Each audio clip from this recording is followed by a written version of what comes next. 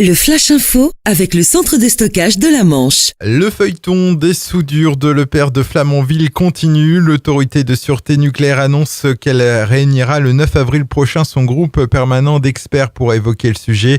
Ce groupe remettra alors à l'ASN un avis sur la démarche envisagée par EDF et qui pourrait être lourde de conséquences. L'ASN qui rappelle que les soudures des tuyauteries principales d'évacuation de la vapeur du futur réacteur sont concernées par des écarts de conception et de réalisation. Le commissariat de Cherbourg lance un appel pour le moins insolite. Il s'agit de retrouver le propriétaire de quelques centaines d'euros retrouvés en octobre 2018 sur la plage de Collignon. À ce jour, personne ne s'est fait connaître. Le commissariat tient l'argent à la disposition de la personne qui pourra lui fournir les indications suffisantes pour en revendiquer la propriété. À défaut de restitution, la personne qui a découvert cet argent pourra se la faire remettre 3 ans après sa découverte.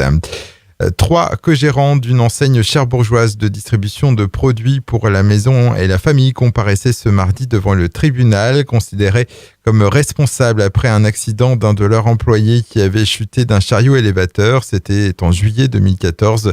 Le parquet a requis une amende de 10 000 euros. Le tribunal rendra son délibéré le 23 avril prochain. La préfecture de la Manche recrute pour la mise sous pli de propagande électorale dans le cadre des élections européennes qui auront lieu le 26 mai prochain. Cette mission rémunérée est limitée à 50 heures par personne. Elle s'adresse à des travailleurs privés d'emploi et bénéficiaires d'un revenu de remplacement. La mise sous pli se déroulera du 13 au 16 mai à la salle des fêtes de Quibou près de Saint-Lô. Pour postuler, il faut se présenter aujourd'hui à la préfecture de la Manche, Salé-Rignac. Et puis en vélo, un Italien s'adjuge la deuxième étape du Tour de Normandie. 178 km de course entre la périphérie de Rouen et Forges-les-Eaux hier. Le peloton qui a su maîtriser le quatuor échappé pour le reprendre sur le final. Et c'est donc Alberto Dainese qui s'impose au sprint. Il s'empare par la même occasion du maillot jaune de leader. Une nouvelle étape aujourd'hui entre Bourrachard et Elbeuf-sur-Seine.